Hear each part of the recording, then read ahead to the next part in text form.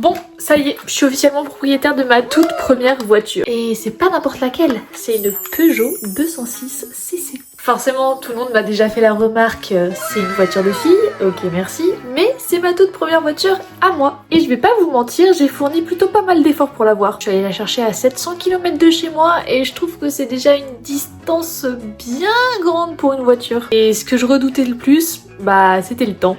La pluie quoi, parce que bon voilà, ça fait 4 mois que j'ai mon permis et 700 km sous la flotte, ça m'inquiétait un petit peu quoi. Pour aller la chercher, j'ai dû prendre le train et je vous avoue que je pensais pas faire ça un jour pour une voiture. Du coup, je comprends que vous vous demandiez pourquoi j'ai fait autant de kilomètres pour aller juste chercher une petite Peugeot 206 CC. La vérité, c'est que cette voiture, c'était mon cadeau d'anniversaire et de Noël fait par mes grands-parents. Donc bah oui, je les ai un petit peu dépouillés de leur voiture quoi. Mais vous inquiétez pas, ils en avaient une autre bien pour eux, bien plus grosse, bien plus... grands-parents quoi. Du coup, après avoir pris le train, que mes grands-parents soient venus me chercher, puis qu'on arrive chez eux, j'ai enfin vu la voiture. Et je peux vous dire que quand je l'ai vue, j'ai su. Elle n'était pas parfaite, mais c'était ma voiture. Et donc, comme moi je suis arrivée le soir, la petite voiture, j'ai pu l'essayer le lendemain. Et moi qui étais habituée à la petite Clio de ma maman, qui avait un embrayage bien dur, une boîte de vitesse bien dure, enfin tout bien résistant, quand je suis montée la première fois dans la Peugeot, que j'ai essayé les pédales, la boîte de vitesse, je me suis dit waouh, c'est mou tout ça, comment je vais faire? Tout était mou. Alors on m'a dit c'est normal en fait, c'est juste que la Clio elle est dure. Et moi depuis que j'ai mon permis, je conduis avec cette Clio qui est dure, cette Clio où faut y mettre du sien, vous voyez, pour la conduire, où faut vraiment vouloir. Et là non, en fait tout est mou, tu ne sens pas quand tu appuies sur la pédale d'accélération, tu ne sens pas quand tu appuies sur l'embrayage, va falloir s'habituer quoi. Vous pouvez déjà m'imaginer en train de penser aux 700 km que j'avais à faire le lendemain pour la ramener chez moi. Quand je l'ai prise le lendemain, j'ai regardé où en était le niveau d'essence. Comment vous dire, j'ai dû aller faire le plein. Et là pour le coup, j'ai beau avoir 4 mois de permis, c'était le premier plein que j'allais faire avec mes sous. On va pas se mentir, quand on fait le plein dans notre voiture, en tout cas moi c'est ce que j'ai ressenti la première fois que j'ai fait le plein. D'ailleurs j'ai dû faire 2 fois le plein pour faire tout le trajet du nord jusqu'à chez moi. 2 fois le plein.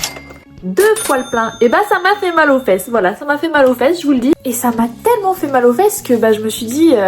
Voilà, je vais garder ça en souvenir, comme ça je me rappellerai bien que faire de la route c'est pas gratuit quoi. Quand t'as une voiture ça veut dire que t'as un abonnement à la pompe à essence et ça, ça fait peur. Enfin bon, après avoir vidé mon compte en banque pour nourrir la petite titine, j'ai regardé un petit peu toute la voiture dans son ensemble et comme je suis pas mécano, je vais essayer de faire les choses au mieux, c'est-à-dire avec mes compétences qui n'existent pas. Pour le moment, avec ma petite visualisation de la voiture, j'ai vu qu'il y avait le volant qui tirait un petit peu à gauche. J'ai vu que du coup l'embrayage, voilà quoi, il était mou, que la boîte de vitesse, je pense qu'il y a un petit souci ou elle doit être vieille ou quelque chose comme ça. Ce que j'ai remarqué aussi, c'est que la radio elle est pas d'origine, du coup elle est un petit peu montée de travers.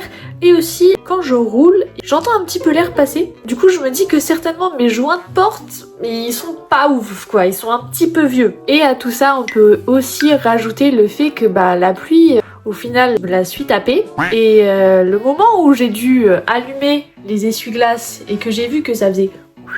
Et que je voyais encore moins parce que tout était flou devant moi, l'essuie-glace est un petit peu fatigué, du coup je pense qu'il va falloir que je change les balais d'essuie-glace. S'il y a de la pluie, je vais pas pouvoir conduire quoi, je vais juste être dans le flou, voilà.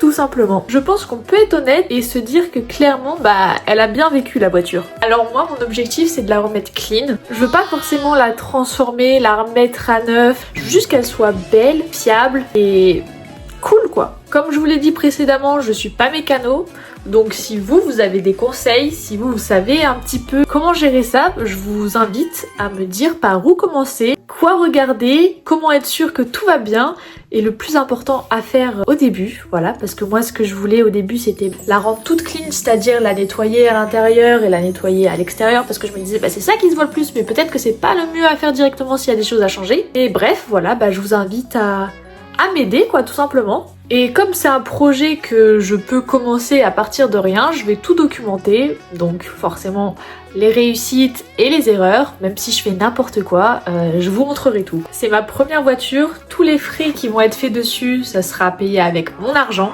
J'ai fait 700 km pour la ramener chez moi. Elle est imparfaite, certes, mais bon, elle est à moi.